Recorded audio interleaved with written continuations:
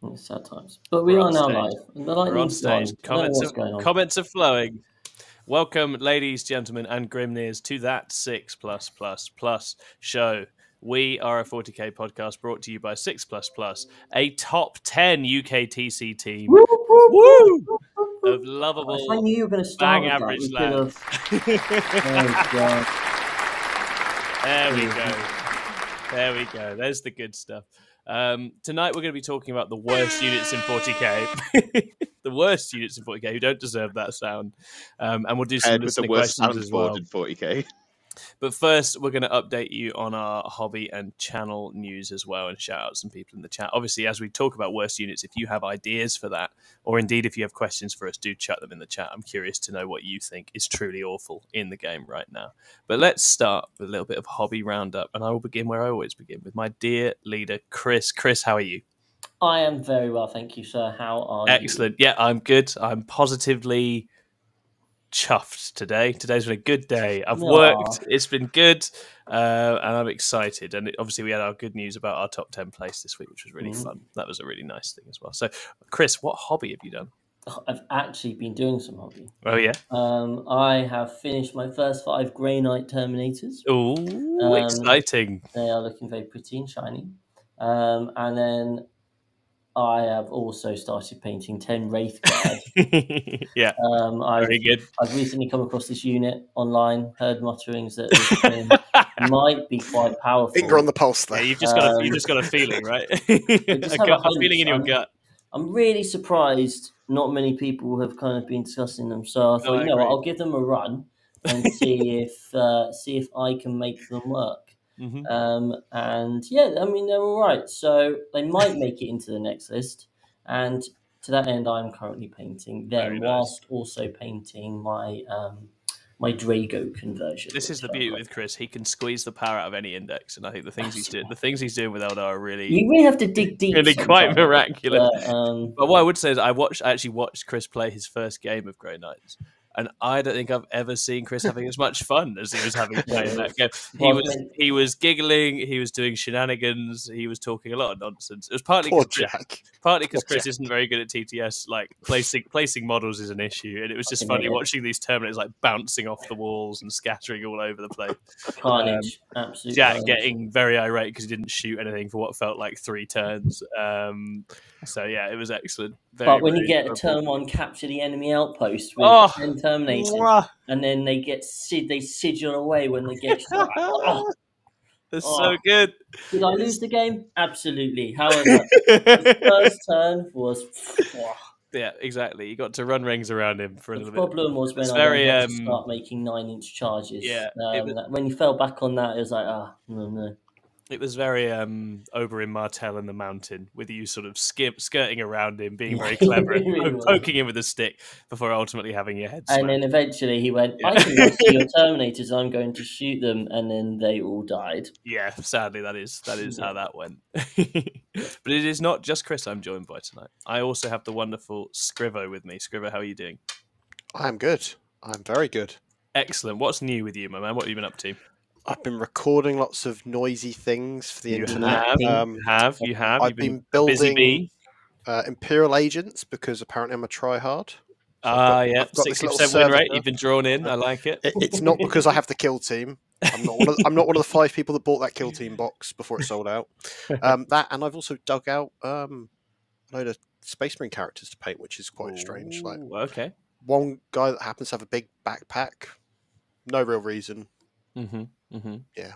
So jump pack captain situation, is it? Oh, maybe. Nice. Very, very cool. Yeah. And yeah, I mean, I don't know if anyone's noticed, but obviously our thumbnail game is pretty on fleek these days, and that's probably the best on YouTube. I would say it might be the best thumbnail game in the Warhammer content world, which is a hell of a world. And Scrivo is pretty responsible for that. So thank you for all your work, Scriv.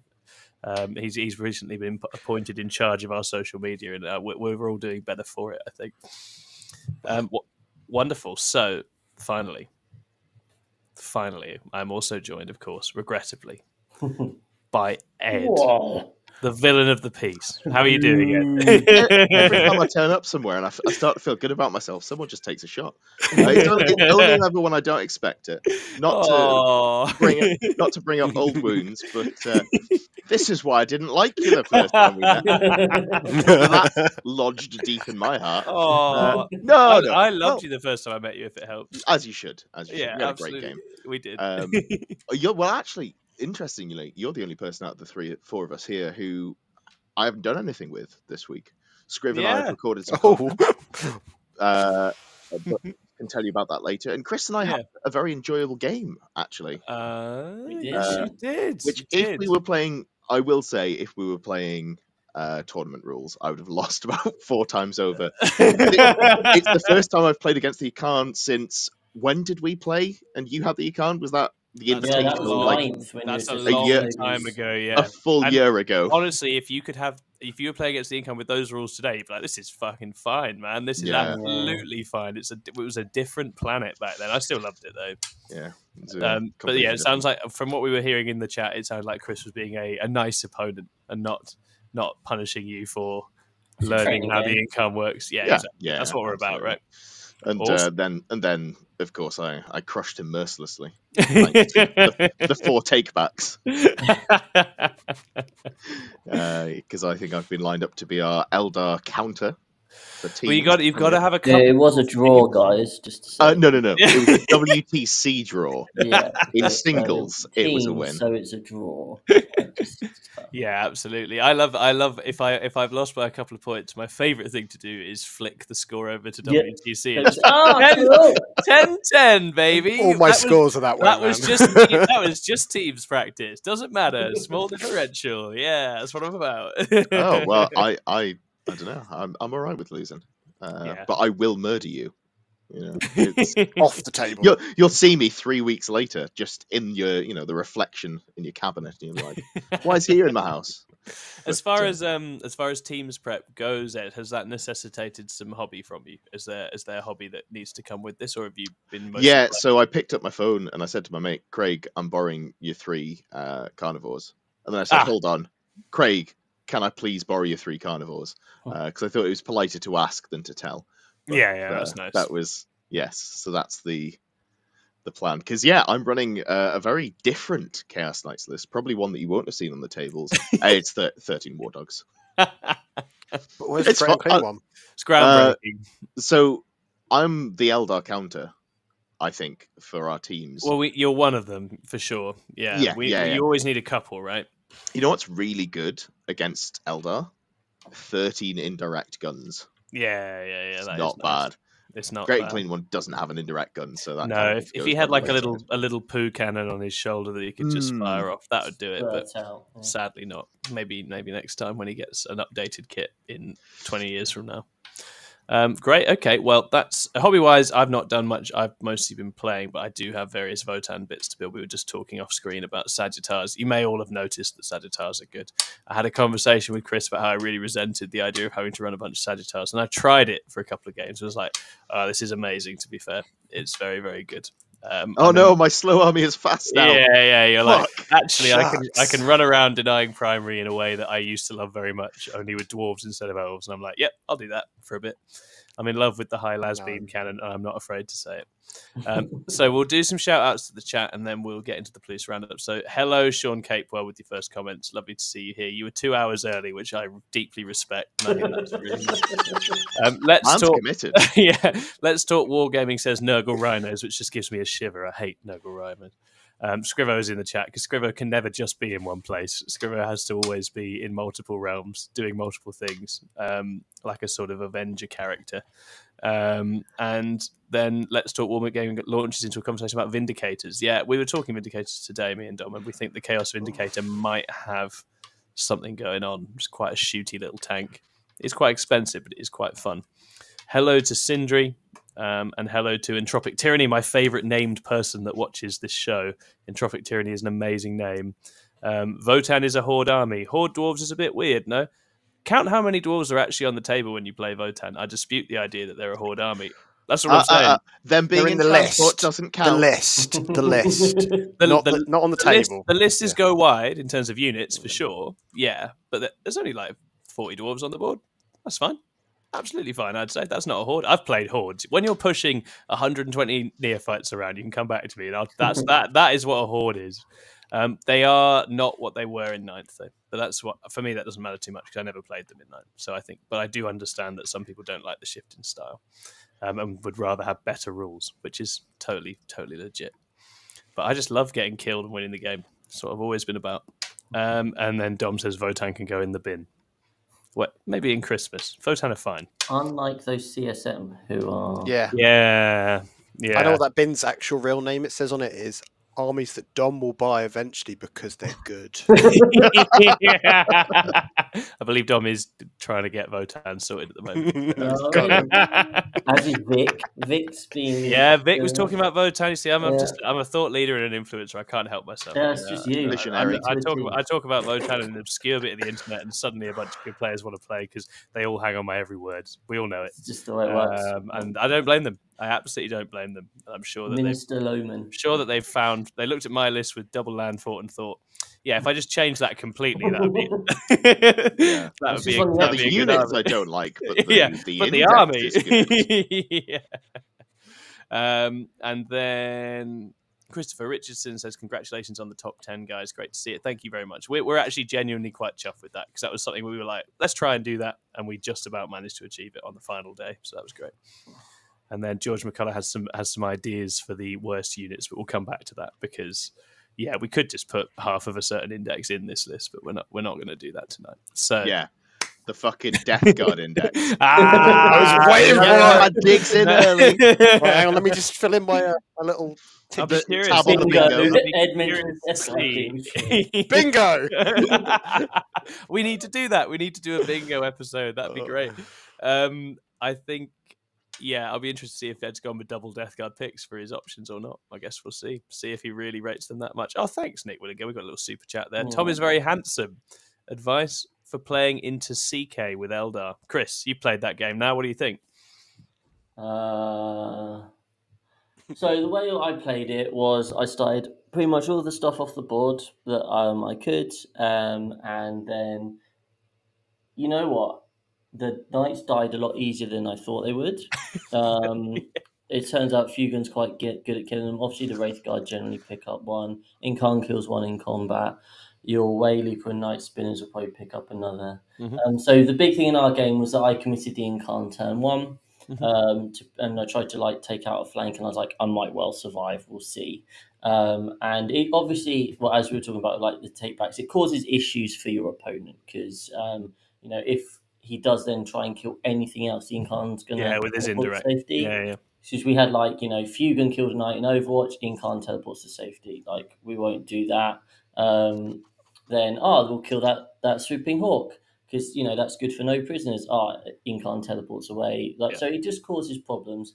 He was just able to kill the Incarn, so it's up quite an interesting situation where I think then I was a bit on the back foot, but I was able to clear away the stuff slowly. I think I'd finished with 3 knights in the end. Yes, my last turn or last 2 turns was basically just hide models because I had scoring advantage, killing direct, or pick off a couple of small units and just don't die and get the primary. Yeah. So I think if I was to play again, I wouldn't commit the Incarn. I think it's a bit about once you play the game, you can kind of see how it goes. I was really worried about the Carnivores getting into combat with the Wraith Guard, but they generally only killed 2. Carnivores are swingy. And I needed to get 2 in. The point here is I only ever got 1 because Chris screened them very well. If I'd managed to get 2 in, suddenly I'm turning on exploding 6s to hit, and then it gets quite dicey for you. Yeah, as you say. But one is okay, right? Chris managed to stop me from doing that, so nice. Ed rolled badly on the indirect, so it's hard to know how brutal it was. So, for example, turn 1, he fired nearly all the knights into swooping hawks. No, the entire army. The entire army included 4 swooping hawks. 8 of them. So I used, for people who know Chaos Knights, I used Dreadhounds, which is 1 CP, select 2+ of your units and 1 of your enemy's units. I selected 8 of my war dogs. And I said, all of these are going to go into the Swooping Hawks. I'm just going to pick them up. They're positioned to do some scoring early on. I just want to get rid of them. So I rolled, and across those 8 models, and this is not an exaggeration, I did not roll a single 6. I did roll some 6s to hit with the other 5 models, or the other 3 that were on the board. But yeah, it was brutal. There was not a single exploding hit across the entire strat. Yeah, that indirect's kind of like a slow creeping, plinking. It's never putting stuff away reliably in a turn. If you roll averages, and it's not hard to roll averages, it really puts things away. Like, oh, nice. If I start with 13 on the board and I use the strat, I should be able to kill most of 2 scoring units. Oh, nice. Assuming we're talking 1 wound and a 4-up armor save. That's yeah, interesting. So I think it's a really interesting matchup. You know, the indirect does cause issue. I definitely think Eldar can more than comfortably win that matchup, but I think it can quite also go wrong for. I think next time I would definitely hold off on the Incarn a bit more. And the main problem is the primary. Yeah, like you can just do secondaries. You just go homers and bring it down, and I got 37 out of 40 on that. I only got like 20 on primary because you just kept getting knocked off. Before the last turn of the game, you had 5 points on primary. And this is a mission where you can score primary on your home objective, because I just put a carnivore on your home objective, and then he kept not dying, which is very nice. Hero. So, my takeaways were: don't commit the Incarn early. Probably be a bit more aggressive with the Wraith Guard. And you've got to work out a primary plan that keeps it close whilst you're killing the knight. Absolutely. Having been on the try to kill the Khan side of things, I think if your opponent can only realistically put 3 or 4 war dogs into it, you feel okay about it. As soon as that 5th one goes in, it's dicey, and if the 6th one gets there, it's probably dead. Yeah, that's what I would say. So it's about picking its locations and not letting it get soloed by the whole army. Yeah, interesting. There you go, Nick. I hope that was good value for your lovely super chat. Got a lot out of that. We consider our super questions in some details, so do feel free to send more in, people. We love that money. We do love the money. Speaking of loving money and promoting ourselves, we're really good at promotion, possibly the best. And Chris is going to take it away with the Plus Roundup. Off you go, Chris. Well, as we know, these segments haven't been particularly long in recent history. However, I'm delighted to say the content machine is rolling. Oh, it is. The beast is awake. And we have been producing quite a lot of stuff. So in terms of like actual kind of like just pre-recorded videos, we've got a new series called Cracking the Codex, which is at the moment focusing on Codex Space Marines, and they're going and Ed and Scrivo are going through each of the detachments, talking about kind of what it brings to the table, and then a potential example list. And episode 1 was about the Vanguard detachment. Which is probably the most fun-looking one, or one of the most fun-looking ones, I think. Absolutely. About 20 minutes long. And I found it really useful because I've not looked into Marines at all. So for me, it was interesting just to listen to it, for 20 minutes pick up that information on kind of where that particular detachment is. So if I play into it, when my opponent tells me their rules, it will be jogging a memory and not just something brand new. In terms of live shows, because obviously we quite often try and do our stuff live just because it is easier from an editing point of view. So since our LGT review show, Tom really did his meta weather report. Yeah, that was fun.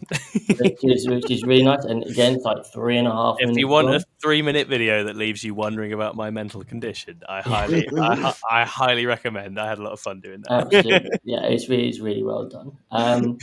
We had episode 1 of Rock and Stone. Yes. Which is Tom's Votan only podcast, where he did it with James Marsden of Toys of Mass Destruction and the one and only Jake Harding of Vanguard Tactics. Most beautiful man. I couldn't believe I got to be in the same digital room as him. It was something else. Absolute dream. So that was really good. I mean, I'm not particularly that into Votan, but it was really, yeah, I should be, I know, but it was really interesting, and I look forward to that being like we had fun. We're actually, because Votan are quite let's call them salient again right now, that people are quite keen on Votan. We're going to try and get another episode out quite soon, because we want to get in the chatter whilst people are figuring stuff out and getting involved. So there should be more episodes coming on quite soon.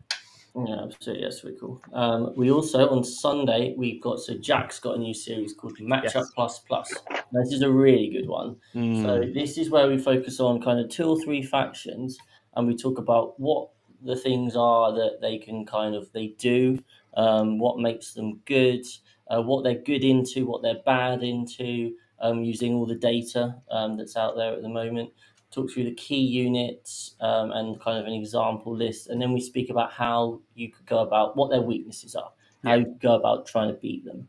And in the first episode, Jack was joined by Tom and myself, and we spoke about the 2 main big bads, Eldari and Chaos Space Marines, and then we also brought out Leagues of Votan. An emerging big bad. That's to be believed. The level of research and effort Jack had put into this, I thought, was probably some of the best of any show we've done in recent times. Like the stats and the data he's pulled out is really interesting. So if you're interested in how different armies play into each other, what the weaknesses even the best armies have, and what their kind of weak points are, and why they work in a given moment, I highly recommend that. I thought it was awesome. Yeah, so and we'll be doing those kind of every couple of weeks or so. Yeah, so you can check that out, and then in the comments leave sort of the different factions that you would like to hear. Definitely do that. And then on a Patreon, we've just released early access to a new series by Scrivo. Hell yeah! Tell them about it, Scrivo. Yeah, so it's called Scrivo versus the World, and I've totally not ripped off Scott Pilgrim for the look of it. But basically, it's me running through the WTC, kind of some info about it as a whole, and then kind of it's going to be an ongoing thing explaining the season as it expands. So when the new pack comes out, the next episode is going to be about how teams pairings is done, because it's quite a confusing thing, and if you see it in a visual way, I think it's going to kind of make people go, oh, I get this now. And it's the fun little mini game that you kind of have, which is nice. So, and hopefully it'll then give people a bit more of an insight into what traditionally has been looked as kind of quite a closed thing that was done kind of in isolation until last year, where kind of obviously last year we had like War Games Live and Contact Loss were there, but before that it was something done, and then people come back and go, well, England won it again or something like that, and that was the only thing that came out of it. So I'm hoping that we can kind of help people understand it and kind of get a kind of an appreciation and maybe a bit of excitement in the lead up to next year's WTC. So yeah, I feel like popular engagement with it was higher this year than ever before. I don't know how fair that perception was, but I think it's starting to break through into the kind of mainstream 40k community and vice versa, and that's a really exciting thing. So yeah, and obviously you've been in and around this for a couple of years. You've got a lot of experience now, so we're really excited to hear what you think about it. And obviously you're going to get some guests down the line as well, right? And have some interesting people from around the world getting involved. I'm going to start big. Start big. I like that. I like that a lot.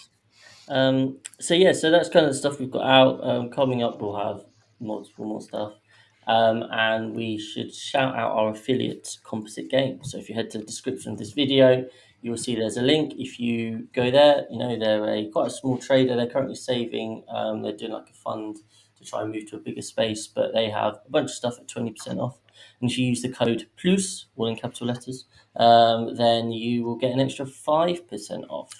So 25% off your Warhams. What more could you want in life? Well, you might want to help us. Guess what? That link does help us, because we get a little bit of commission from that. So yeah, those are our affiliates. And if you really want to help us, there's always the Patreon, where we've got anything from just, I like these guys, we give them £1, to, I would like to learn. And we do have a coaching client at the moment, a mentor-e. Absolutely. And we're always open for more to help you achieve that dream goal of 3 and 2. Yeah, exactly. You two could be in a sort of top 10 team standard in the UKTC. We can promise that maybe now. I don't know. But yeah, we're really enjoying that. It's nice having a few people sign up to the Patreon, involved in the sort of behind the scenes stuff. And obviously, opening the mentoring up and getting that going again has been really fun. So if that's something of interest to you, do get in touch. We're feeling pretty good in 10th right now. And we've got a lot of things to share. So we can help you out with pretty much anything, I would think. Wonderful. Okay. That's the self-promotion. I think that was the best self-promotion we've done in a while. Nailed it. Yeah, I've not heard us self-promote like that in some time. Yeah. That was pretty good. Right, we're going to launch into the main segment. This is about some of the worst units in Warhammer 40k 10th edition. We were all like, what's a fun, silly thing to chat about? Because we've been quite heavy with the event reports and stuff. We're like, how about we find some units that we think are rubbish and slag them off for about half an hour. It's not complicated. It should be fun. Please feel free to slag off units you don't think are very good in the chat as well. I know Jack in the chat has some strong thoughts about what is and isn't a bad unit, so I'm sure he'll be getting involved. We've got a couple each, so we'll just go round, rotate, and then we'll move on to some questions afterwards. So I'm going to start with Ed, I think. Ed, what is your first worst unit in 40k? I am going to go a little controversial off the bat. Why start with an actually bad unit when you could just go with a unit that's bad in comparison? But I'm going to go with the World Eater's Forge Fiend. Okay. Forge Fiends are fucking disgusting. Meta-defining in Chaos Space Marines. So there's two different ones that you can take in Chaos Space Marines, and I'll get back to the bad one in a second, but we're going to talk about a good unit because I don't like being told what to do. So the Chaos Space Marine one is either Undivided, at which point you put a strat on it and it rerolls all hits and wounds. That's not bad. Or it's Nurgle, and then you spend a CP and it doesn't get shot back. Both of these are very good. World Eaters don't have that. And then on the data sheet, you can get a pretty decent rule for Chaos Space Marines. It's come up once or twice. Some would say that it was one of the things that made Eldar broken. Devastating Wounds. So that's pretty good. What would you say a comparable rule for World Eaters get? Because all the different Chaos books get a different rule on their Forge Fiends, which is quite cool. I enjoy that. I don't know if they got the balance right, though. What sort of rule do you think you'd get instead of Devastating Wounds? Instead of Devastating Wounds, maybe, I don't know, Ed, maybe like sustained hits or double sustained hits? Just give reroll charges, something like that. I forgot, you can put sustained hits on your Forge Fiend with, the army rule. No, so this is the Chaos Space Marine one. That's just another thing that it gets that you don't get on the World Eaters one. I forgot the Chaos Space Marine one also gets that anyway. Yeah, no, we just skip right to it. Yeah, so if you shoot an infantry unit, it's got to take a battle shock test. A rule that good. Obviously, this is a little bit less good than the Chaos Space Marines one. So the Chaos Space Marine one comes in at 180, and that is value. They are going to go up to 220 points. You know it. I know it. The chat knows it. If you don't know it, have a word with yourself. Okay. How much do you reckon that the World Eater's Forge Fiend is costing? Well, it probably needs to cost about 30 points less with that kind of ruling. The Thousand Suns one, I think, costs 135 points, and I think they've actually got a rule on there. I can't remember what it is, but I know it's less. It's a lot less. Okay. So World Eaters, 170 points. 10 points less. It has about 6 less rules. It has a rule that you don't care about. So if you invest in 3 of them, you've got a reasonable chance of proccing a battle shock on a decent leadership unit, right? Sure. I don't know if it stacks. I'd have to reread the rule. I'll be honest. I skimmed it because it's dog shit. It doesn't sound like a great use of time, does it? It sounds like you've made a mistake whilst building the kit when you should have put the big angry fists punching the floor and the big dangly tentacles. You didn't put them on. You put the guns on. That was your first mistake. Well, no, it was fine, but then you decided that instead of playing a good army, CSM, you're going to play a pretty okay army, World Eaters, but then take guns. Have a word with yourself. Have a look in the mirror. What the fuck you think you're doing? The only acceptable guns in a World Eaters army are on the Lord of Skulls, and we all know this. The only acceptable guns are pistols, and that's because you get them on your berserkers. You're a purist. I love it. Yeah, absolutely. I can definitely see the case for that being a dreadful, dreadful use of anybody's time. Right, let's take it to Chris for his first worst unit of the day. What have you gone with, Chris? So once upon a time on the battlefield, long, long ago, many an opponent was sort of like terrified as they looked across, and there was this golden sea of bike engines, and they revved it up, and these 15 glorious bastards sailed across the board over the terrain without taking any movement penalties. Unfortunately, at some point, they did have to turn off their engines once it came to the charge phase. But still, they were putting out serious damage. They were firing off their salvo launchers, and they were reaping like mass havoc. Unfortunately, the humble Virtus Praetor of the Custodes is no longer the glorious bastard that it once was. It is not. And it now is absolutely shocking. Now, I own 15 of these guys, and I would love nothing more than to cartwheel these guys in and out of all the different buildings with their 12-inch move. So the stat line, so 12-inch move, T6, 2-up save, 4 wounds. 4. Only 4 wounds. And it's the same as an outrider. 2. It's the same as a foot lab with a shield. No, it's the same as a foot. Aren't they just 4 base or are they 3 base? Yeah, no, 3 base. Ignore me. Yeah, sure. So we've got the gun, the mighty shot, which remember in the old days it was like 2 hitting on 2s with a reroll, and it was D3 plus. Yeah, it was like a super accurate dark lance. D3 plus 3 damage is now 1 shot hitting on a 2. It's only strength 9, which means it's not doing very much. It's only minus 2 AP, and it's 3 damage. Okay. The melee weapons, they do have lance, and that's strength 7 minus 2 damage, only 5 attacks. If they get to advance, plus 6 inches, also 6. That's exciting. What can they do when they've advanced? Well, let me tell you, they can choose 1 unit they've flown over and roll a d6 for each model in the bike unit. And on a 2-up, you're going to suffer 2 mortal wounds. Now, you might be thinking, well, that's quite powerful, because you could take like 6 of these bastards and you could fire off quite a few mortal wounds. Well, Games Workshop caught you out there because when they decided to lower the points of these bad boys, they capped the unit size at 3. So, so it is a shame.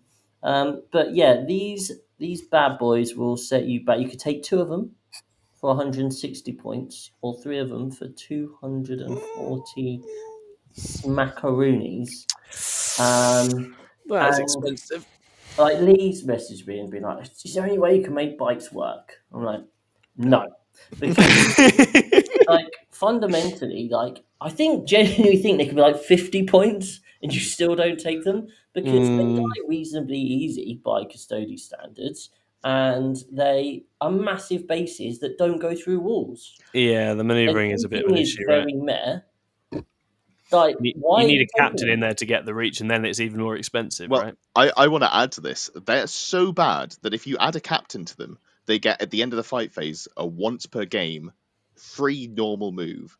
That's in your opponent's fight phase, you can normal move. Then you can normal move in your phase. That is an insane rule. Can you think about how good that rule is? It's insanely powerful. If you kill any unit. No, you don't it doesn't need a kill. It doesn't not happen. An engagement range with anything, you can just once per game make a normal move. Yeah. That's it. You don't have to have charged. You can just like turn 1. Your opponent goes first. They move out. End of their turn. You normal move, then you normal move. For a unit with that rule, which instantly I love, for them to have that and you don't. And they're still bad. Like that is how bad they are. What a great pick. Yeah, it's a very good pick because you're like, this should be good. Bits of this seem good, but they are hugely expensive and clumsy, and it just doesn't do it. It just doesn't do it. It's very sad times. It is very sad times. So pour one out for the Virtus Praetor guys. Yeah, it's a sad time. I do miss them because I miss diverse Custodes lists. I'd like to see that. I'd like to see that. I miss diverse Custodes lists. Yeah, every fucker was running 3 squads of 5. Diverse, my arsehole. With a knight I saw and some the loyal 30 as well. There was some mixed arms Emperor's Chosen list. Let's not do it down completely. I think I missed. They were nerfed. I missed when it was just all bikes. I don't think I was around for that. Luckily for me. Oh, I was. No, you missed that. It was 15 great. bikes and 4 assassins. That was my list. God, you're a bad person. Glory days. That would score tactical cards for fun now, Chris. You should get it back out. I should shove it out. Battle report. We'll do a battle report with it. Awful. Right, is it me? I think it is me. Go for it. So, This is another story of a unit that once was very scary. You may remember a little dude called the Kellor.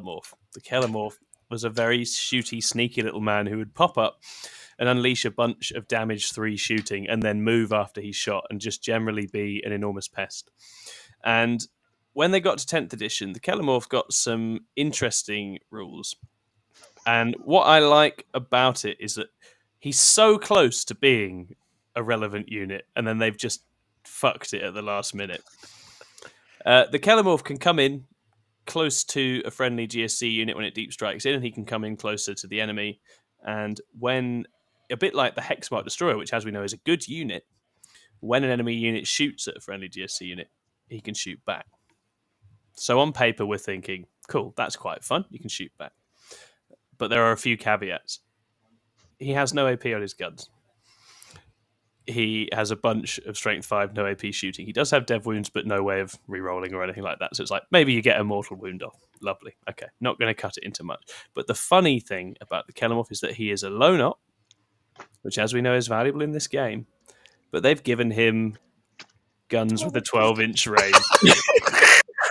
For it. So in order to drop in and shoot the enemy, you have to drop in able to be shot. And so the Hexmark, which does a very similar thing, but with 18-inch range, that means it can actually utilize its other ability and be really annoying for the opponent. The Kellor has the unique ability to rapid ingress in and then be shot to death by the enemy unit in its efforts to get involved. It's quite wonderful. So yeah, maybe there's something there, but I think the 12-inch range just puts him in the ground, sadly. And you've already got an army that is trying so hard to give up assassinate at every moment. And the Kellor's like, would you like one more 3-wound little dude who's literally going to serve himself up in order to function? You're like, no, probably not. Probably take a pass on that guy. So RIP Kellor, we'll see you next edition, I imagine, or when the book comes. All right, I'm going to shout out a few of the ones we've had in the chat, and then we'll move on. So we've had the Tyrannocyte has been shouted out. Tactical Squad has been shouted out. The Hive Crone. Multiple Tyranid units in here. That's interesting. Gun Drones from Gail Maris. And then Hive Guard. 110 models with an AP1 anti-tank gun. Oh dear. Yeah, but Lewis just misplays all his units as the commenters on YouTube have established, right, Lewis? Wow, yeah, he's just using everything wrong. If you if you do have any other rubbish units for us, do shout them out as we go back around for our next round. So Scrivo's not done his yet. Thank you. Have you not? Scrivo, I'm sorry, mate. I thought we had done you. I've jumped in ahead of you. So Scrivo, tell us what your worst unit is for the first round. My first one is another one that you would have seen all over the battlefield because it was traditionally Space Marine players in 9th edition were just like, cool, I need something to just sit somewhere, hold an objective, just be bodies. So, of course, you just get lobotomized, like, Imperial people called servitors. The problem is now, they've got OC0. They're 55 points. And the new Space Marine book, Scouts have gone down to a comparative points price, but have actual rules. And when you say comparative, you mean they've also gone down to 55? Yeah, well, I think they're 65. I think, but it's like same deal, right? It's within the same wheelhouse that suddenly you're just like, cool. These guys just don't have a role on the battlefield. But there is one benefit: if they are attached to Tech Marine, their ballistic skill and weapon skill does get improved by 1. So they'll be hitting on 3s with shooting and hitting on 4s in combat if they're in combat, but they can only hit once. So their boost puts them at worse than Scouts. Yeah. But they do have a 6-up in Fun. Okay. 4-up save, so 3-up in cover if you're lucky. And they've each got a wound. I'd rather have 2 wound Scouts, personally. But yeah. It's a shame because they don't necessarily feel the most... Like when you're looking at Space Marine, you don't go, yeah, I'm expecting to see just loads of servitors everywhere because that's thematic. If there's a Tech Marine maybe or something, but it does feel a shame though because everyone's gone to a lot of trouble to paint those really old models, or they've just released a new model and like, you're never going to see it apart from in Inquisition Agent Warbands because it's a cheap unit as well. So you think the only situation in which they'd be used now is if you literally just had 55 left and you just wanted to just squeeze, and you wanted to lose. Well, I think you might see them in Grey Knights at a push, but even then, you probably tweak your points to squeeze something else in, right? Yes, as a Grey Knight main, I can agree. Yes, you do. You'd probably go like 35 points under just to avoid having it as a temptation, right? Yeah, I think you probably would. Oh, poor servitors. It's a shame, but hey, buy those new scouts, right? I think that's the takeaway here. They haven't even released a date for the scout models, though. Have they not? I don't think so. We'll see them on the preview on Saturday, I believe, will be the case. Okay. All right. Well, John, I'm feeling bad because I forgot you. So do you want to have your next one now? I can do. Let me just go to the codex I've never really paid much attention to because this scarred me for life. Space. Let me just get it. No, this next. So this is the Big Ed boss. Big Ed. So the guy below me, Big Ed, it's his boss bunker. It's a wonderful, wonderful piece of terrain. It's a fortification. So if you're shooting with an engagement range, you're at -1 to hit, but you can just walk away from it freely. It has the option to have. It comes with just one big shooter and then a special gun, which is actually the Gaze of Gorks. It's got 2 versions of it. One's D6 shots, one's 1 shot. The D6 one is strength 5, great. No AP, 1 damage, cool. Sustained hits D3, so you're blatantly barely ever going to get anything more than a 1 there because that's the way Orc dice work. But the other version is strength 12, AP 4, 3 damage, which is great, but you're hitting on 5s. And this is a big building with speakers on top, but it can hold people in it. Okay. So it's got a firing deck of 11 because it can have people inside of it. How many does it say? Where does it say that now? The transportation. 11 models. And then obviously Mega Armor can take up 2 slots. So you could put 6 Mega Armored knobs in this thing and then deploy it. Don't see what you gain out of that. It doesn't move anywhere. I just want to interject here. You've picked a fortification for one of the worst units. That's like walking into a fucking nursery and going, "Where's my goddamn Picasso?" Yeah, of course it's bad. It's a fortification. Cool. You know the last time a fortification was good? When Spore Mines were bullshit in 9th. And I have fond memories of running a Spore Assist. But other than that, I don't remember a single time a fortification. I just want to be able to use the model. Webway Gate in 9th as well. Yeah, Webway Gate was sometimes okay. I saw an Octolith crown on a table once. Yeah, but that was because you were playing a fucking Crusade event. the Sky Shroud landing pad. That was good. That was broken in 8th. Yeah. Because you put 3 Redeemers on top of it and it gave them an invuln. Going back to the dark days of 8th edition. Hey, I used to use my Vortex missile battery filled with grots and it shot just as accurately. It was great. All those mortal wounds at the beginning of 8th, it was brilliant. The Death Guard miasmic malignifier was always pretty passable, Ed. I have to have you know that was a pretty solid. You built yours at least, didn't you? I don't know that I did. I think I sold it to Didn't have an aura of like fucking with your opponent, so your opponent was just like, "Oh no!" Anyway, I'll not walk near it. Yeah, that's pretty much it. Death Guard the army. Oh no, I won't walk near it. Ding! Another one on the bingo. I see you, Ed. I see you. Was there anything else for the boss bunker, John, or is that the gist of it? It's 135 points for that privilege, so you could have just taken a truck. You could. Or 2. Or, on release, a fire prism. Which I assume picks this up in a 1. Please don't. Well, it's got 10 wounds. So yes, 12 wounds, strength 10, toughness 10. So it's 3 up save. So yes, it does. It kills it. It kills it in a 1. As I suspected. With a double reroll and a fate die if needed. And it's got a massive big thing on the top of it. So for line of sight, you can just see it. Yeah. Does it have the towering keyword? Let me just check its keywords. Because it is an actual tower. And if you're playing some sort of Imperial Fists, I'm sure there's bonuses to wound. It's fortification and vehicle, so like all the different reroll mechanics you can get. Like an Eradicator 3 block could probably just go right. That's dead this turn. Just from probably doing more important things, to be honest. Yeah. Like killing relevant units. Yeah, maybe that's its power. In a good threat saturation Nautilus, no one's ever going to attack it anyway, so it's just going to benefit. Take 3 to do whatever it likes. You're saying take 3, but they've got no OC. They've got no OC. If you deploy it in the middle, can it do your teleport homers every turn? You can't deploy it in the middle. Oh no! That's going to deployment. Yeah. Put it in one corner, and then it could do investigate signals if that ever comes up. Yeah. So investigate signals. That's it. That's its contribution. And 135 points for that. Or engage. You could get one for each of your back corners, and that's half of your engage and all fronts sorted.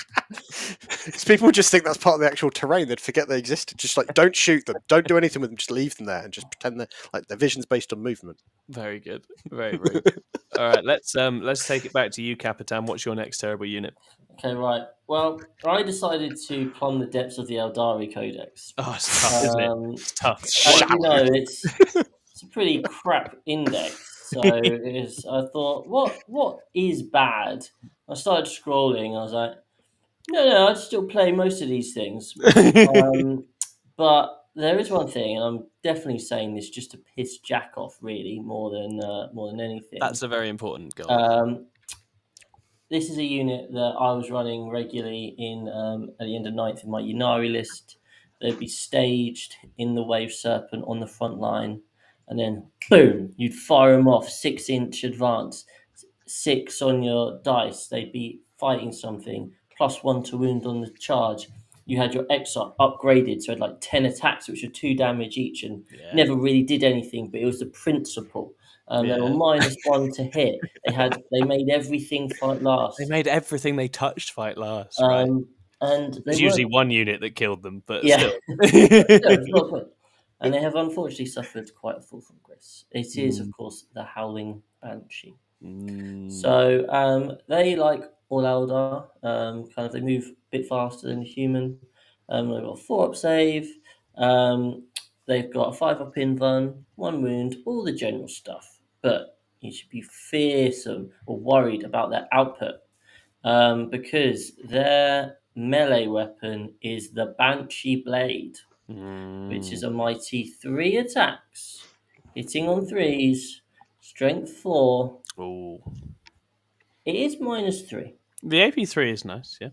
1 damage. So basically, these guys don't really kill anything because they hit on 3s. In terms of abilities, they do have fight first. Well, that's great. They've charged anyway. And if they do get charged, they'll slap you like a wet noodle and then die anyway. They can advance and charge, but, who cares? Because they're not actually killing anything when they get there. In a index which is filled to the brim with fantastic options in the 80 to 120 point bracket, they are at the bottom of that. And I just, in a world where melee isn't particularly great either, you need something that's really going to be able to trade up. And these guys, even with the Exarch punching as well, kill about 3 Marines. Like, big fucking whoop. Yeah. So they are, I reckon they are potentially the worst unit in the Eldari Index. Yeah, that's not an very unreasonable close between them and Shining Spears. I couldn't go for double biker. I'm not a man. No. And George McCullough says still better than Incubi. Don't you worry, George. We'll get into that. That's fine. I play them in Death Guard. I think Space Wolf players would play them instead of their Wolfen. I can't wait for Ed to be a Death Guard main. I feel like next year that's happening. I think we should do a YouTube vote and get him to run them at a GT. The vote could be: all right, do we want Ed to run Death Guard at a GT? No. You can make a Patreon tier because I'm not paying. I was going to say a crowdfunder, pay the accommodation or see the ticket. You're gonna be. I can borrow the models. I'm gonna be making some bank to be doing that. You got to be. There were people who paid Richard Siegler to take Crimson Fists to some kind of knockout invitational. From World Champions. We just need to get those people involved. But Art of War have a massive reach, and Richard Siegler is famously good at the game. I'm not famous, but I'm incredible at the game. People just don't know it yet. Yeah, it's not. That's not my fault. That's other people not understanding how good I am. But wow. Absolutely. Yeah, sorry, hold on. I was talking about myself. I got lost. Where did we go? I'm going to invite you to talk about yourself. What is your next worst unit, Ed? Well, so this is... There's 2 of these, and they're almost the same model. But I'm going to talk about the worst version of it. And it's the Knight Valiant.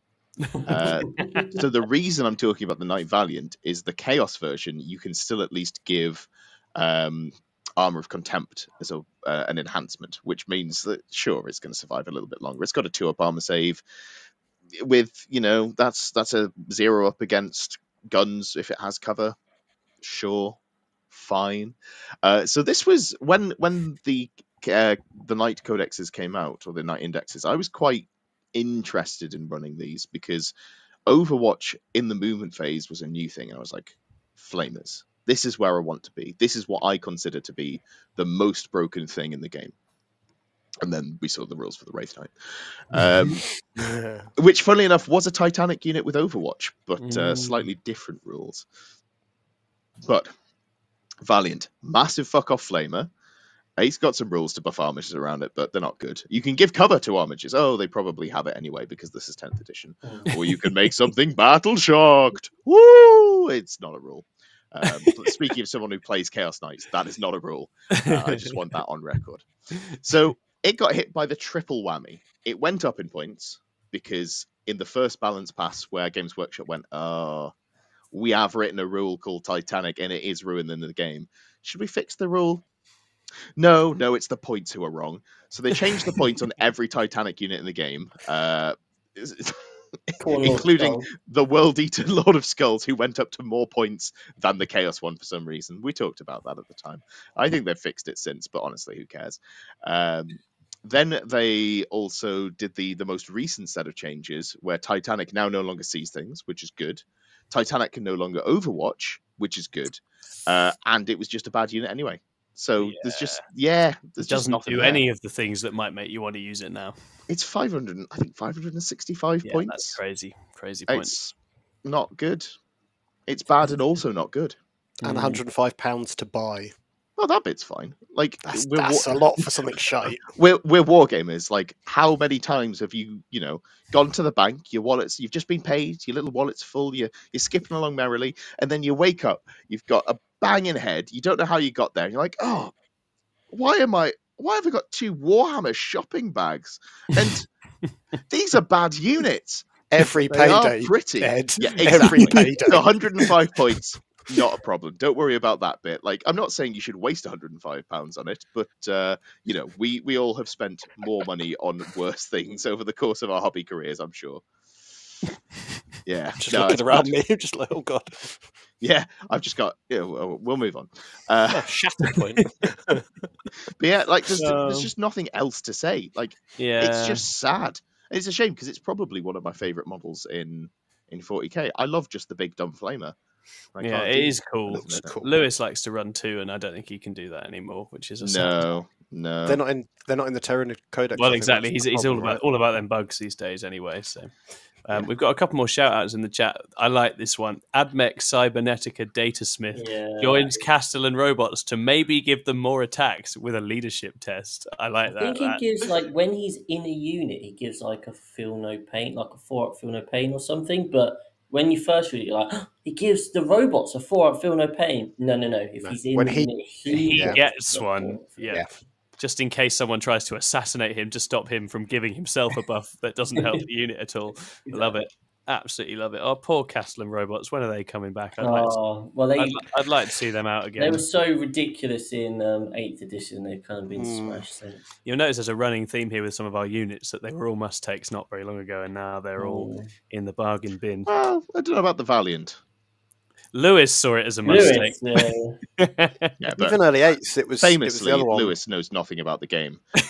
That's my position, and I'll stick to it. So no, I respect it, man. I respect it. I don't know what he's on about.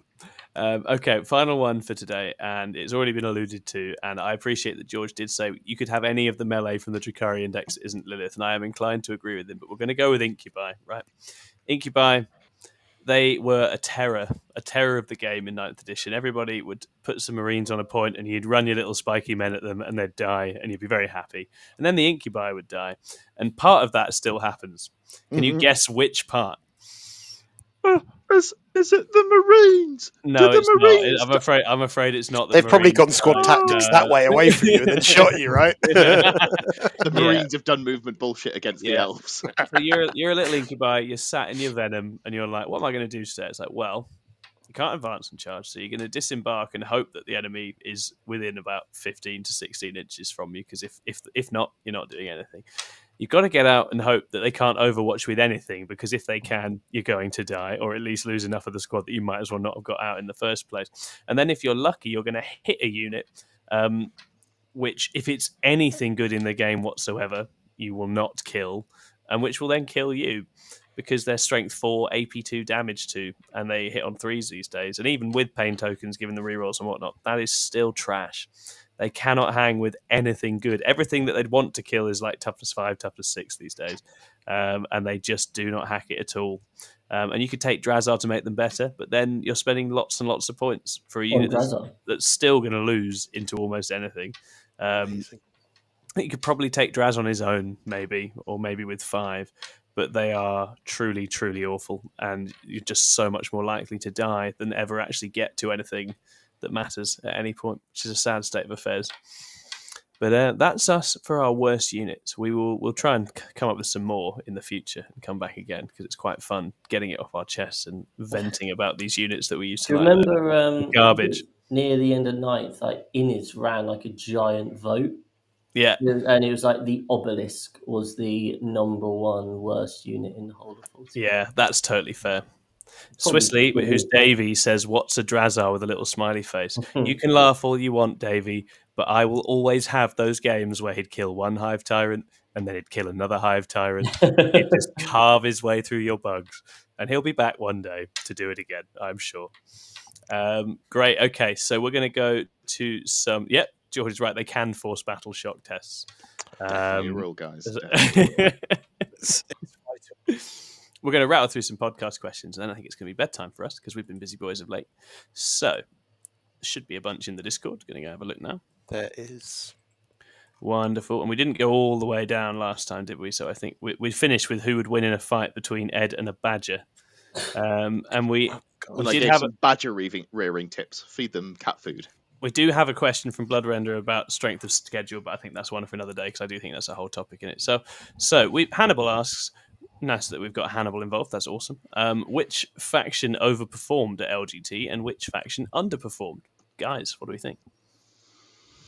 Overperformer first. Who was better than expected? God. I have to think. All I can remember is just Eldar and Chaos at the top. I think we talked about this last time. Because I seem to remember saying, I think we said Black Templars overperformed last time. I think that was a question Jack maybe asked us. Yeah, it was when we were talking about the data. I think that's right. Black Templars, actually, that probably is the surprise, though, right? I think Black Templars probably were the one that did better than we anticipated. And then underperformers, probably Necrons, right? Necrons were pretty wank in the end. They didn't really turn up at all. No, it turns out when the bar for do you have a competitive list going to LGT was, can it kill a full Necron brick? Everyone just went, oh yeah, no, I need to be able to kill a Necron brick, and built a list to do that. Yeah, poor Necrons. Sad. Next up, what can be done to counter the emerging Chaos Menace? / how do we counter stuff that dies only to get back up again? More guns.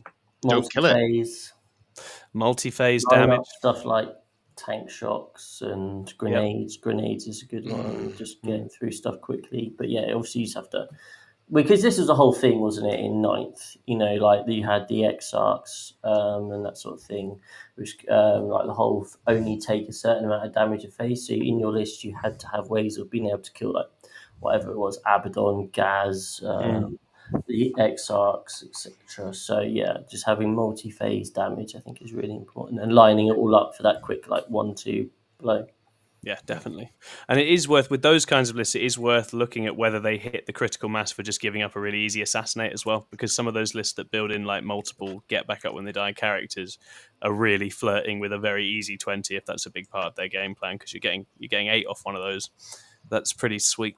So for the Chaos Menace, you really need to get to a fucking Rhino turn 1 and kill it. That's something you really want to be able to do. You have to reach it, and you have to be able to get within 12 of it, or the Nurgle strat's going to ruin its day. Chosen are very annoying and have an enormous threat range, so you need to screen and protect your objectives so they don't land on those, and then you need to have good guns or melee for picking up 3 wound Space Marines, basically. Precision for killing the Lord is great because the Lord is the real damage dealer in that unit. He can basically kill God when he gets the rerolls on. He's pretty impressive. Chaos lists are a bit funny in that a lot of the Obliterator heavy ones, Forge Fiend heavy ones, are going for a massive beta strike, so they can sometimes leave themselves quite vulnerable to getting quite aggressively screened out early on and leaving nowhere good or exciting for the Oblits to drop to do their melter range. So screening aggressively out and ahead and making Chosen bounce off stuff in the wrong bits of the field, whilst letting a Blitz and stuff come down in difficult places, I think is a bit of a play as well. But it's just a really strong index, and it's really, really hard to deal with at the moment. It's extremely tough, and I'm sure Chaos lists are going to evolve and keep evolving as well. So the stuff we've seen probably won't even be the next form that they take anyway. So more data on that. Play into it as much as you can, get some practice. Yeah, absolutely, and hope that some of the new things emerging in Marines can put them in the bin, because that might help. You know what they really don't like? Put a Redeemer in the middle of the board. If you can then tie up their Forge Fiends, which is not impossible with Scouts, especially if you're playing something like UKTC terrain. If you can park a Redeemer where it isn't going to get shot, and then you just go, would you like to score any secondaries by being in the middle of the board? Oh, you wouldn't. Shame. That's a good time for all, and by all I mean me. Yeah, absolutely. Yeah, you know they like teleport homers as well, so anything you can do to frustrate their efforts to score that is big, because they are quite big on fixed secondaries CSM at the moment. Okay.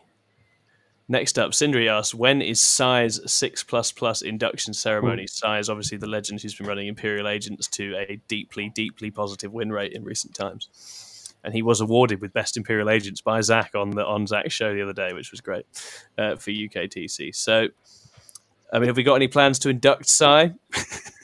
Well, we did say we could do like a state of play with him, didn't we?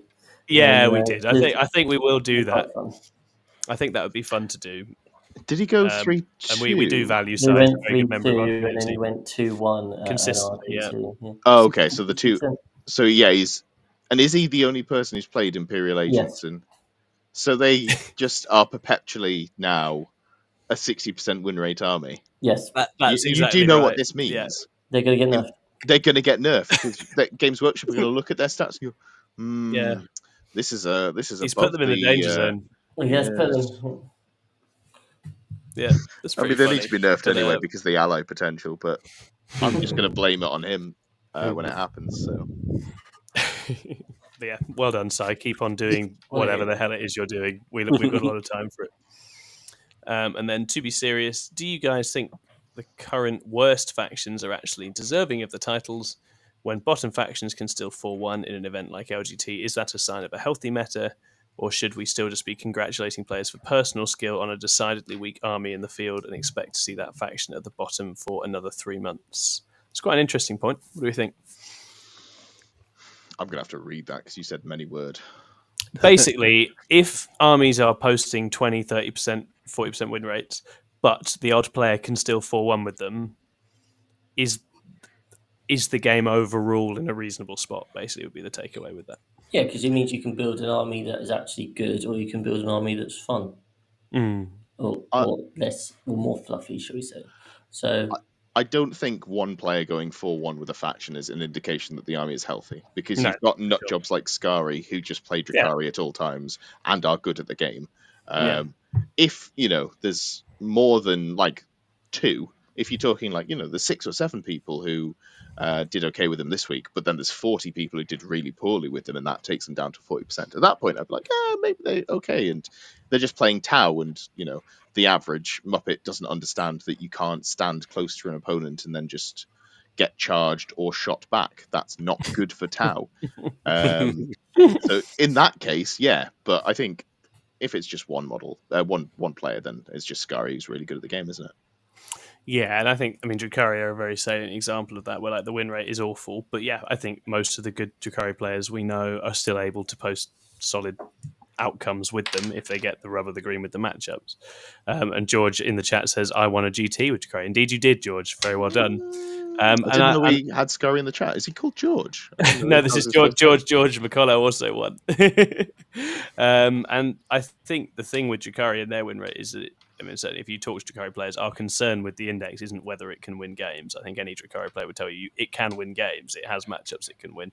That is not the issue with that index. The issue is in terms of how it wins games and what it's capable of doing. But yeah, I think there's another one which will come up in a minute, which is a similar sort of question. I think it definitely does mean the game is a little bit better if stuff isn't just getting pasted, and faction specialists can do well with whatever they like. And we've got a bit of a field right now where people can take stuff they like and do well. You know, Lennon winning with his Tyranids the other weekend was very cool. It's nice to see different things pop up where people who really understand them can do something with them. And the game's probably more like that now than it has been in a while. So yeah, those are positive signs.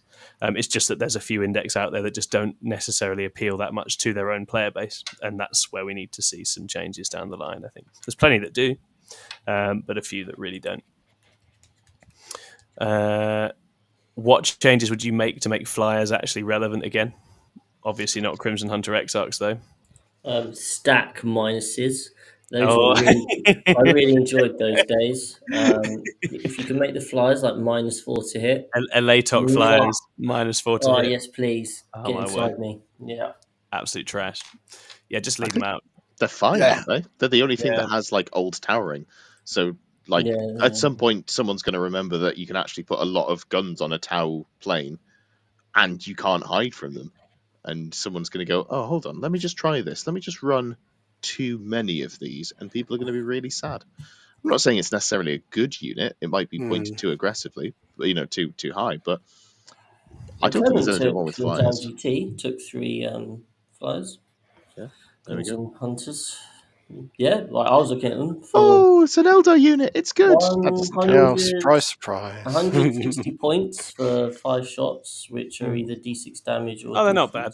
+2. Yeah, the Drukhari planes aren't bad either. I'd give bombers a strafing run so they can come in and move and do their bomb. Yeah, that's the only thing I'd change for flyers. Otherwise, they're not relevant. Yeah, hey Clement, nice to have you in here. A new date sheet for the Dark Talon. New day sheet for the Dark Talon. Oh, I love it. Every time new rules come around, John gets his Dark Talon out for one game. Let's see if it works. Oh, no, it does.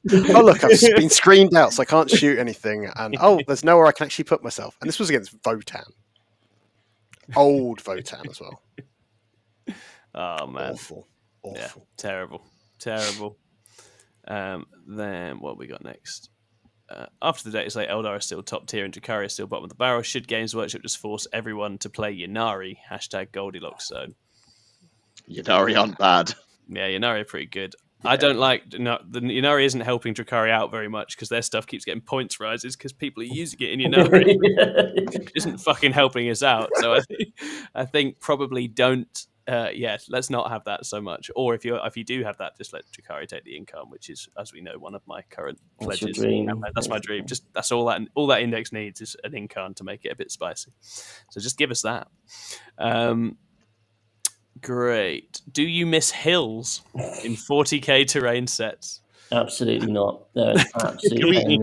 Whoever left that comment, can they be banned? I don't miss hills. I miss Realm of Battle boards. Hannibal. Hannibal's asking nice questions. Realm of Battle boards. Bring them back. You miss hills. You know what? The best thing about hills, when your opponent deployed on them, knocks their board, and then it went all the way down, and you got to see them stand for 2 minutes on their time, putting their models back where they were. Hills are dog shit. Yeah. I think elevated little bits of terrain do work in the new rule set because you get cover firing over them and everything else. You could have them in the game. I think it's just that the game is still definitely lethal enough that you just want to not be able to be seen a lot of the time. Sadly, that's still the game. You're not going to survive otherwise with a whole bunch of different things. The Frontierist terrain is essentially hills. They're just very shallow they're flat hills. Yeah, the little buildings and stuff, right? Yeah, they are the height of a Space Marine, so you can hide behind John and I had a lovely casual 2v2 game where we would just play with basically an open board with those little things in it, and we just took rubbish, so it was fine and it didn't matter, and it was like, yeah, this is all right. This is how I imagine they thought people would play this game. I ate all the red crayons. I pushed my Death Company Dreadnought up the middle. He's gonna get you. He's coming. Oh man! And then he teleported. No, he never did because some deep striking Terminators killed him, didn't they? You bastard. Absolute bastard. That was horrible. Okie dokie. Then, as it's because it's our chat, they start talking amongst themselves for a little bit because they love to do that. Cheers, guys. Sai, Imperial Agent Sai, says, would any of the 6++ team like a mission where the old can only shoot at something if you can see it, rolls 3d6 rules come back? I think this is Night Fight style, apparently. Yeah. Right, hold on. Can we ban this guy? Get the fuck out. Oh, would you like to have Night Fight? Absolutely not. What are you all smoking? Do you remember a time when it was really miserable to play the game? And I think I enjoyed it. You didn't enjoy it. You missed the freedom of being 15 and not having a job and the crushing existential dread of consumerism. That's what you missed. The game was dog shit. But it was fine because you were having a good time with your friends. But we're not going back. And I shan't be telling you again. And as he says in here, we have Scrambler Fields now. You can take one of the weird cards from the current set. That's fine. I'm sure they'll bring some weird stuff in. I quite like if you're going to play Crusade and have some like night fighting rules, go for it. That's absolutely fine. But you can't have that kicking about in general GT. I don't want to see that written down anywhere. If you do it with your friends and you have fun, more power to you. There's nothing wrong with that, despite my outburst. But if you bring that near me, how very dare you? So if we hit a certain amount of subscribers to the YouTube channel, Ed's going to do a night fight using Death Guard. Yeah, absolutely. I'll do a lot of things for money. Amazing. Mike A then asks, who out of the Pluses will be jumping on the meta Agents of the Imperium bandwagon? Nice. Anyone tempted? No. Well, John has them right there. You've got the data cards, you monster. What have you done? Are you actually going to play them? No, I just wanted the assassins, but no. I've got all the stuff to do. Because you know me, and I love Inquisition armies as an idea. You actually do.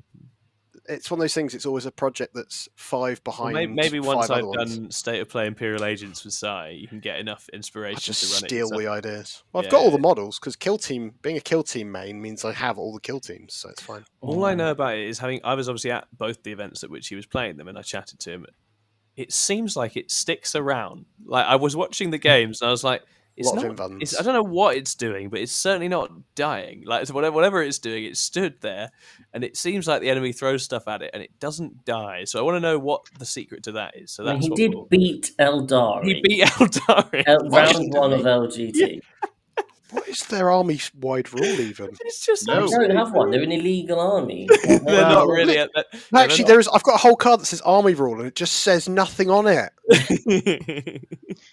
I think there been a lot of discussion, and it turns out you can actually do it because you can do it with Warhounds. Yeah, but it's not good. No, it's in a grey 60% win rate. I mean, I've got a lot of respect for people who can take absolute dog shit to an event and do well with it. Like, absolutely, it just shows to your skill as the player. That's really fun. And that's clearly the joy that Sai gets from it is running rings around people and outplaying them with this weird thing. So, and he certainly has the knowledge advantage in those matchups. Yeah, I was going to say, and it is much easier to beat your opponent when they haven't got a fucking clue what you're doing. Shout out Jack Tight. Every one of his lists is, you look at it and you work out what it does somewhere between the second and the third time you play him. Yeah. So it's a very strange and one. then it changes. Yeah, then he's on to the next thing, for sure. Yeah, I'm making sure to get practice reps into him before teams, so just in case we draw him, I can go, right, this is how the armor works, guys. That's a joke. He's playing a meta list. But it's... He's having a good time with it, though. He is. He's enjoying himself, and that's good, I think. Also, Funk asks, is there any excitement for the old world, or is it just for old fantasy nerds that can't move on from the mid-thousands like me? You're not Bretonians. Yeah, there was some Bretonian chat in our chat. Only today. Today. It's me. I'm the grognard. And Tom had the fucking temerity. You're like, oh, have you thought about maybe playing some Age of Sigmar? To which I say, how fucking dare you? No, absolutely not. I want firing larks. And none of that bullshit that you remember from 3rd through 7th edition with rhinos. I mean, actual, important things. I've got units in movement trays, and I'm wheeling them around, and I'm charging, and I'm having a great time, and I don't miss guessing the distance of my cannons, because when I played, we played as the rule was meant to be, and then later on down the line I realized that people just sort of went, yeah, this unit here is going to shoot its handgun over there, measure, oh, I don't know, oh, I guess it's out of range, so my cannon's going to shoot 37.2 inches. Yeah. See, I think you're wrong. That the correct answer to Old World is to play War Master, because it's smaller models, and you get to do massive battles, and they're tiny, so you don't actually have to paint much. And that's what my Tomb King army is. It's the right answer. Okay, War Master. We're all going to play War Master then, is the answer to your question about the Old World. Hannibal's back. Now, I'm sorry, we did tell you to leave, Hannibal, but we're going to answer this question anyway, because we're nice like that. So if CSM and Eldari are the top 2 factions, then who is the third best? CSM and Drukhari? Oh, no. Eldari. CSM and Eldari, sorry. Did I say Drukhari? No, I just... No. I caught the tail end of it. I was like, hold on, what? 9th edition. Ah! Who do we think the third best army in the game is right now? It's probably about to be Space Marines, right? I don't know. I think there's one list that's very good and going to be very unpleasant to play against. Votan? No. Votan are up there, maybe. No. Tau. I feel like Tau are probably still better. Oh, there we go. Yeah, it's Tau. Yeah. It's probably Tau. Votan are posting win rates, which I can only describe as surprising right now. They're definitely doing all right, but I think it's the classic. No one knows how to play the matchup. Yeah, exactly. Because I played against people that do, and those games are not easy games. So, so we'll see. Yeah, Tau does feel like the one. And our final question of the night is Ultimate Funk, who says, a lot of talk about how orcs might be decent or at least viable, but it seems like no one wants to know, looking at LGT data and the number of 6++ players who have orc armies who aren't using them, which is 100% of our orc players. They don't want anything to do with this index. Nope. Scriver, do you want to elaborate on why that might be? It's very much like the whole Drukhari problem, that you've got this lovely selection of models, and what they're saying to you to do is just fill all your trucks with Beast Snagger boys and just fling it at people and just win the game like old school Drukhari. And that's not... but also, you don't hurt people in combat. And like the best thing about orcs is you smash stuff in, some stuff dies, half your stuff dies too. It's all a bit fun. Then you shoot some random guns. But instead, it's just a game of, let me just throw all this at you and see if you can deal with it, which isn't very orky. And if I want to play that... Oh, look at it. Sad buggy. Mine are in my garage. I'm literally sat with them below me. They're in storage at the moment because I just can't. It's not interesting for me. So rather than kind of sitting there dragging my heels trying to play it, I thought I'd just stick to the Space Marines. And I think that's the nice thing about there being the indexes all at once. It's not a case of your codex drops. If it's shite, you're then stuck.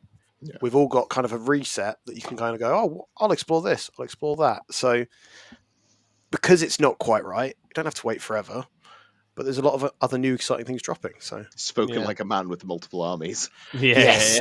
I think if I was a solo main like, say, Rob Kimpton, I'd probably be grinning and bearing it. So when I first got back into the hobby and 8th dropped, that index was all right, but quite quickly we had the whole Imperial Knights, Custody jet bikes, guard bullshit. So my second tournament I ever went to, I went into that with my orcs and I was like, oh cool. So that giant missile that's come off the top of that big knight has just killed my my one force field big mech. That's the game over. Cool, fine. So it's tough when you're one army. So I can see why people might be just not bothering. Yeah, I mean, it popped up at WTC. It has popped up since, but I think it's probably just that there's a bunch of other stuff people are more interested in doing. Yeah, you think about in the UK who are the big players. You've got Brian Seat, but he's on Eldar train. I mean, Ben Jones ran them, and he did Jockle round 1, and I spoke to him about it. He was like, if I go first, I just win that game. Yeah, so that was his assessment. Yeah, because he went second, he couldn't quite. There's a few armies like that with Eldar where it's just, they've got a good chance if they go first. In fact, actually, this is something we've got to talk about another day because I think there's a bit of go firstery back in the game right now. There's quite a few matchups where it's like, oh, if I go first, this is great. If I don't, it's not. That flexibility in the go first, go second is maybe a bit under threat at some of the top matchups of the game. So yeah. But yeah, I don't know. I quite like the feel of the Orc Index right now. I've seen some interesting lists with certain things. Flash kits look quite good. Bad Run looks quite good. Grot tanks are apparently very good. For now, though. Grot tanks are apparently Do you know why you like the look of it? Because they play like 8th edition Drakari. Yeah, I say it's the same reason I'm running Sagittars. The characters kill stuff, but nothing else kills stuff. They all sit in boats. They all die when you look at them. They score a weird amount of points. They deny a weird amount of points, and they're way faster than you think they should be. And then you go, hold on, I've lost the game. Yeah. But all your models are dead. That's exactly why I love them. They look like a scam. I love a scam. It's good. It's a good time. But that's not for everyone, and that's probably why they're not about. How fix without releasing a new codex? They won't fix it. Orcs are sitting in a perfectly reasonable win rate. And so I think it'll just be... Yeah, they'll keep tweaking the edges around units that aren't being taken much, and then they've got a book before too long. It's one of the more... March. Yeah, it's on the horizon. March time, I think it was the spring ones, wasn't it? And that, I mean, having seen how they're doing detachments, that feels like that could be a very cool book, right? If that gives me my in. Six proper, like, hard-in themed Orc detachments, that could get really silly really fast. So fingers crossed for that. Great. I think we're at the end. I think we're done. We've talked about bad units. We've answered questions. It's been lovely having you all here. Thanks very much for tuning in, and we will be back again in the very near future. Be well. See you soon. Bye-bye. Bye.